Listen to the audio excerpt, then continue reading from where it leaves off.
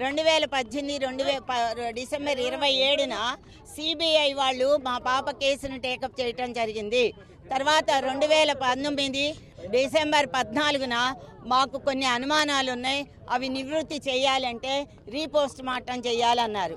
అయితే మా మత పెద్దల అంగీకారంతో నేను చెప్తా ఉన్నాము, మత పెద్దలు అంగీకరించలేదు. వన్స్ ఖననం చేసిన తర్వాత బాడీని పైకి తీయకూడదు మా మతాచార ప్రకారంగా. కానీ సిబిఐ డిఎస్పి స్వామి గారు హైకోర్టు పర్మిషన్ తీసుకొని వచ్చి మా పాప ప్రాపర్టీస్ని తీసుకోవటం జరిగింది. 2019 డిసెంబర్ 14ని తీశారు. 10 రోజుల్లో మీకు ప్రాపర్టీని ఇస్తానని చెప్పి ఇంతవరకు ఇవ్వలేదు. అయితే మేము 5 సంవత్సరాలు నిశ్శబ్దంగా ఉంది, సిబిఐ ఏమీ చేయలే, కామ్గా కూర్చున్నారు. మేము మళ్ళీ హైకోర్టులో మా లాయర్ గారు అయినటువంటి పిచ్చుకల శ్రీనివాసరావు గారు మళ్ళీ పిటిషన్ వేసి 5 ఏళ్ళైనా కూడా సిబిఐ ఏమి తేల్చటం లేదని పిటిషన్ వేస్తే అప్పుడు మా పాప ప్రాపర్టీస్ కోసం గత 7 ఏళ్ల నుంచి మేము తిరగటం జరిగిందండి హైకోర్టులో. వాళ్ళు తర్వాత హైకోర్టులో ఏం చేశారంటే 7 సీల్డ్ కవర్ని అప్పగించి అప్పుడు మా పాప ప్రాపర్టీస్ని కూడా బాడీ పార్ట్స్ని కూడా హైకోర్టులో పెట్టారు. మేము హైకోర్టు వాళ్ళని అడిగితే సిబిఐ కోర్టుకి వెళ్ళండి అన్నారు. సిబిఐ కోర్టుకి వెళ్తే హైకోర్టుకి వెళ్ళమన్నారు. ఇలా గత 3 నెలల నుంచి తిప్పి చివరికి నిన్న 18వ తారీఖు ఫిబ్రవరి 18వ తేదీన సిబిఐ కోర్టుకి హాజరైతే మీరు ఇప్పివ్వడం అంటే మీ చేతికి అందిస్తామన్నారు. చేతికి ఇచ్చేది ఏంటండి? వాళ్ళు ఏమని చెప్పారు? 10 రోజుల్లో ఇస్తామని చెప్పి 7 సంవత్సరాలు చేశారు. అంటే ఇక్కడ న్యాయం జరిగిందని అర్థమా? సమాధి అయిపోయింది.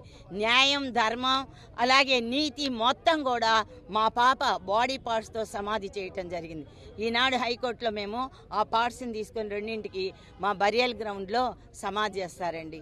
మా వాళ్ళందరూ మత పెద్దలందరూ కూడా నమాజ్ అయిపోయిన తర్వాత వస్తారు. 2ంటికి తెనాలి ఖబరస్థాన్లో ఖననం చేస్తుంది.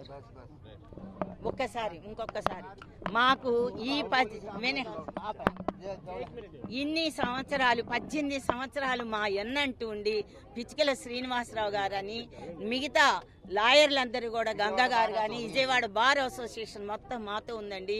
ఈ సందర్భంగా media, print media, electrical media మొత్తానికి అందరి సంఘాలు, ప్రజా సంఘాలు కూడా అన్నీ కూడా మా ఎంట ఇప్పటి వరకు ఉన్నాయి. కాబట్టి వాళ్ళందరికీ కృతజ్ఞతలు తెలుపుకుంటున్నాను. ఈ మా పాప కేసు ఇంత దూరం రావటానికి కూడా వాళ్ళందరి సహాయ సహకారాలేనండి.